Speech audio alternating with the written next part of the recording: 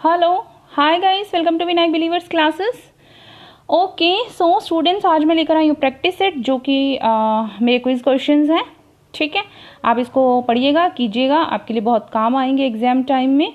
और अभी बहुत कम टाइम रह गया है आपके एग्ज़ाम के लिए। सो आई थिंक आपको ज़्यादा से ज़्यादा प्रैक्टिस पर ध्यान देना चाहिए, प्रैक्टिस सेट करना चाहिए, आपको क्वेश्चंस करने चाहिए। बिकॉज अभी ज़्यादा डिटेल पढ़ने का टाइम नहीं है। डिटेल आप पढ़ चुके हैं, तो आप जितना ज़्यादा प्रैक्टिस करेंगे क्वेश्चंस की, आपको एग्जाम हॉल में उतना ही इजी रहेगा क्वेश्चंस को सॉल्व करने में, समझने में।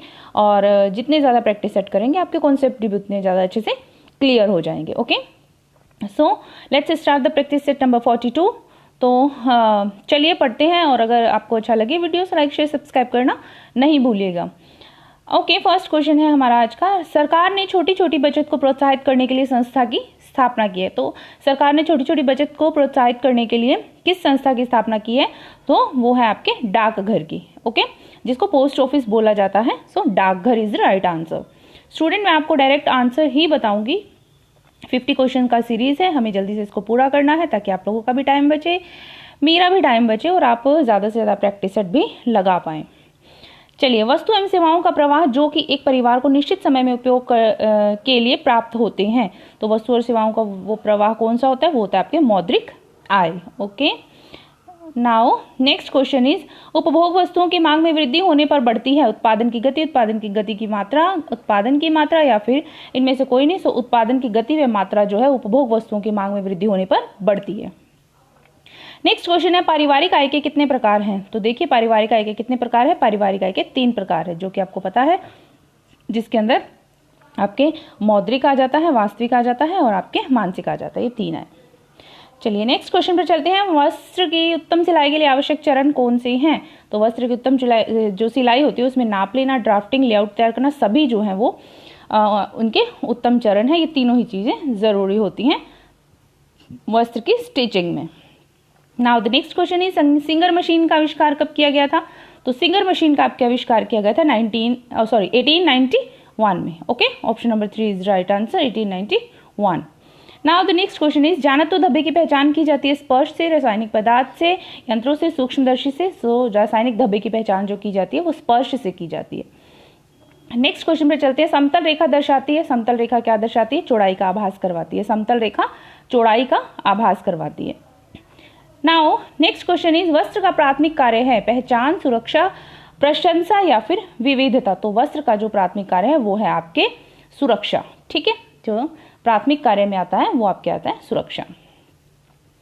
नेक्स्ट है, लय का अर्थ होता है आकार, रंग, गति, विश्राम। तो लय का क्या अर्थ होता है? लय का अर्थ जो होता है वो होता है गति। ठीक है, ये इस तरह से गति। चलिए नेक्स्ट क्वेश्चन पर चलते हैं। अमीबा रुग्णता किस रोग कारक जीवाणु के कारण होता है? अमीबा रुग्णता होता है आपकी एंट अमीबा हिस्टोलिटिका। ठीक है, एंट अमीबा हिस्टोलिटिका जो जीवाणु है उसके कारण जो उसके कारण है आपके अमीबा रुग्णता रोग हो जाता है। ठीक है, नेक्स्ट पर चलते हैं। खाद्य पदार्थ मिलावट निषेध अधिनियम, एफपीओ, एफएसएसएआई, पीएफए या फिर एग्मार्क। तो आपकी एफएसएसएआई जो है वो है आपके खाद्य पदार्थ मिलावट निषेध अधिनियम। नाउ द नेक्स्ट क्वेश्चन है, जंगली घास जिसके बीजों की मिलावट सरसों के बीजों के साथ की जाती है, राई, आर्जिमन, सरसों या फिर उपयुक्त में से कोई नहीं। सो दैट इज आर्जिमोन के जो बीज होते हैं उनकी मिलावट की जाती है सरसों के बीजों के साथ। Now the next question is, pellagra रोग का सबसे गंभीर लक्षण है। तो आपके पेलेग्रा रोग का सबसे गंभीर लक्षण क्या होता है? डिमेंशिया, जिसको बोला जाता है पागलपन। ठीक है, तो ये क्या है? सबसे गंभीर लक्षण माना जाता है। Now the next question is, खमीरीकरण के दौरान कौन सी गैस उत्पन्न होती है? तो खमीरीकरण के दौरान आपके कार्बन डाइऑक्साइड जो गैस है, जिसको CO2 बोला जाता है, यह उत्पन्न होती है फर्मेंटेशन की जब प्रोसेस किया जाता है।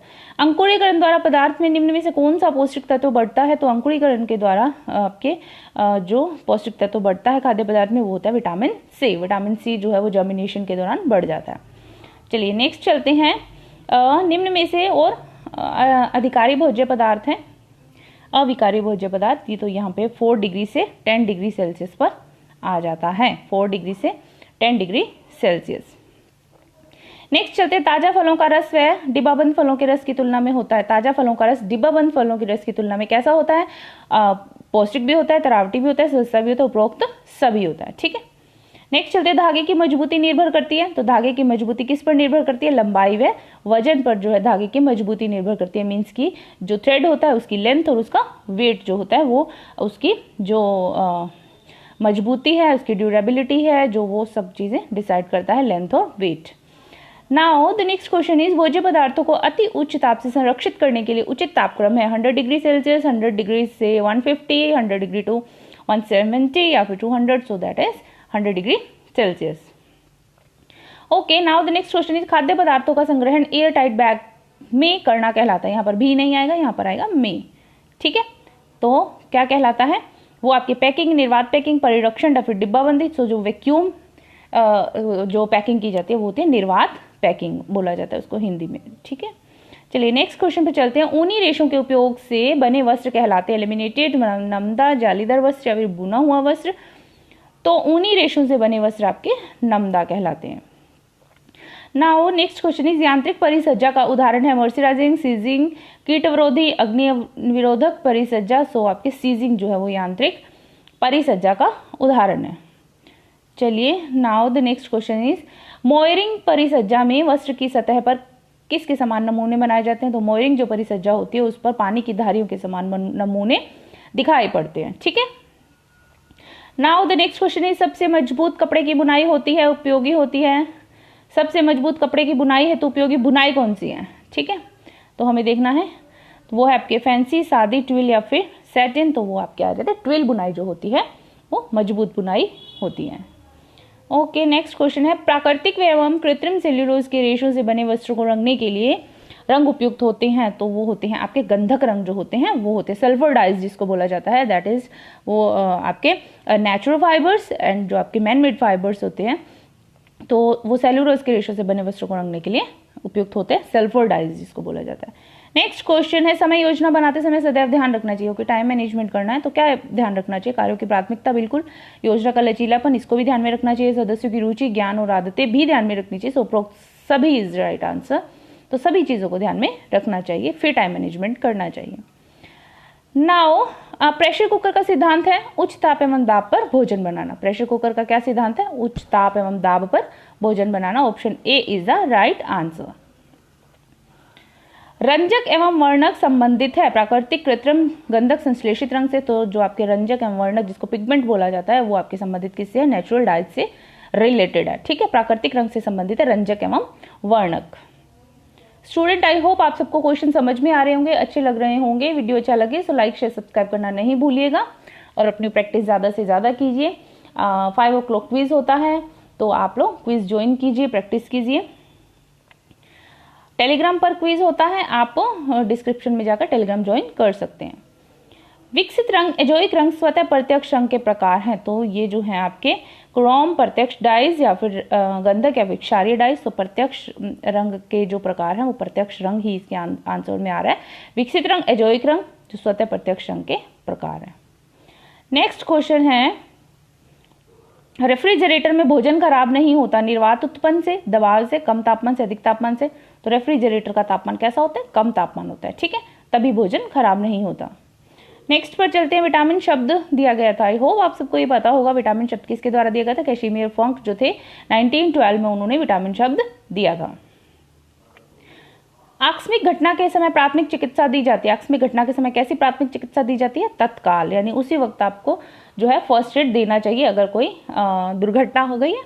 ठीक है, चलिए नेक्स्ट चलते हैं। उष्ण रंग होते हैं, उष्ण रंग कौन से होते हैं? तो green, yellow, blue, white. So yellow colour जो होते हैं वो उष्ण रंग होते हैं। Now the next question is, दूध में पाया जाने वाला प्रोटीन है फाइब्रिन, केसीन, एल्ब्यूमिन या फिर जीन। तो केसीन प्रोटीन जो है वो आपके दूध में पाया जाने वाला प्रोटीन है। Okay, now the next question है, निम्न में से को भोजन का शारीरिक कार्य नहीं है। तो भोजन का शारीरिक कार्य कौन सा? वृद्धि, विकास करना है, सुरक्षात्मक, नियामक कार्य भी है, ऊर्जा प्रदान करना भी शारीरिक कार्यों के बीच में आता है। लेकिन मानसिक शांति देना इज नॉट फिजिकल फंक्शन। ठीक है, भोजन से ये फिजिकल फंक्शन नहीं होता। मानसिक शांति देना ये इसके अंदर नहीं आ रहा। तो हमसे नहीं पूछा, नहीं में मानसिक शांति देना is right answer. Okay, now the next question is, anganwadi कार्यक्रम सरकार द्वारा किस कार्यक्रम के अंतर्गत चलाया जाता है? आंगनवाड़ी कार्यक्रम जो है सरकार द्वारा ICDS के अंतर्गत चलाया जाता है। नेक्स्ट क्वेश्चन है आवश्यक एमिनो एसिड है हिस्टिडीन, ल्यूसीन, लाइसिन, तो ये सभी जो हैं वो आवश्यक एमिनो एसिड्स हैं, एसेंशियल एमिनो एसिड्स माना जाता है इनको। नेक्स्ट क्वेश्चन है विटामिन यौगिक है अकार्बनिक, कार्बनिक, दोनों या फिर कोई नहीं, तो विटामिन जो है वो कार्बनिक यौगिक है। Okay, now the next question है गल तुंडिका में शरीर का कौन सा भाग प्रभावित होता है, मुंह, आंख, कान, गला, तो गल तुंडिका में आपके गला जो है वो प्रभावित होता है। चलिए, भाषा विकास में शिशु सर्वप्रथम कौन सी क्रिया करता है, तो भाषा विकास में शिशु जो है सर्वप्रथम क्रंदन की क्रिया करता है, क्रंदन बोला जाता है जिसको, भाषा विकास में शिशु सबसे पहले क्रंदन क्रिया करता है। Now the next question is जिज्ञासा बढ़ने से का विकास होता है, तो किसका विकास होता है, जिज्ञासा बढ़ने से आपके तर्क शक्ति का विकास होता है। ठीक है, तर्क शक्ति का विकास जिज्ञासा बढ़ने से होता है। संक्रमण से होने वाला रोग है जुकाम, कब्ज, पोलियो, पीलिया, तो ये संक्रमण के रोग नहीं है, जुकाम क्या है, इन्फेक्शियस डिजीज है। सामाजिक विकास के साथ विकास उसी क्रम में होता है, तो सामाजिक विकास के साथ इन सब में से ऐसा कौन सा विकास है जो उसी क्रम में होता है, तो सांवेगिक विकास जो है वो उसी क्रम में होता है जिससे क्रम में सामाजिक विकास होता है। ठीक है, चलिए, बबलाने की क्रिया शिशु किस आयु में करता है, किस अवस्था में करता है, मान लीजिए किस आयु में करता है, जो मर्जी समझ लीजिए इसको, तो जो बबलाने की क्रिया है शिशु करता है आपके शैशवावस्था में। ठीक है, बबलाने की प्रक्रिया जो कि 0 से 2 ईयर्स की एज को माना जाता है शैशवावस्था, तो शैशवावस्था में करता है। हार्मोन की उपस्थिति के कारण, कौन से हार्मोन की उपस्थिति के कारण आंतों के पेशियों में शिथिलता आ जाती है, एस्ट्रोजन, टेस्टोस्टेरोन, प्रोजेस्टेरोन या फिर ग्लूकेगोन, तो आपके जो प्रोजेस्टेरोन हार्मोन है उससे उपस्थिति के कारण आंतों की पेशियों में शिथिलता आ जाती है। Okay, now the next question is विकासात्मक स्वरूपों की अवधि होती है, तो विकासात्मक स्वरूपों की जो अवधि होती है वो निश्चित होती है। Option number A is the right answer. Okay, so student, ये था हमारा आज का वीडियो, लास्ट क्वेश्चन था वीडियो का। आई होप आप सबको ये समझ में आया होगा, क्वेश्चन अच्छे लगे होंगे, आपने ज़रूर पढ़ा भी होगा, तो आपको अच्छे से आते होंगे ये क्वेश्चंस, कर भी पाएंगे, प्रैक्टिस सेट कीजिए, आपको हेल्प मिलेगी, यूजफुल भी होगा। आप जो भी अगर कुछ समझ में नहीं आता, आप वीडियोस देख सकते हैं, वीडियोस में सब कुछ क्लियर किया हुआ है। और अगर टेलीग्राम ज्वाइन करना चाहते हैं तो 5 o'clock डेली क्विज होता है, आप टेलीग्राम लिंक पर जाकर क्विज ज्वाइन कर सकते हैं और अपने प्रिपरेशन कोर्स सॉलिड बना सकते हैं, एंड आप अपने आप को भी टेस्ट कर सकते हैं कि आपने जितनी तैयारी की आप उसमें कितना अच्छे से कर पा रहे हैं। Okay, so thank you so much for watching my video, बने रहिए मेरे साथ, पढ़ते रहिए, keep learning, keep supporting, thank you so much, God bless you all.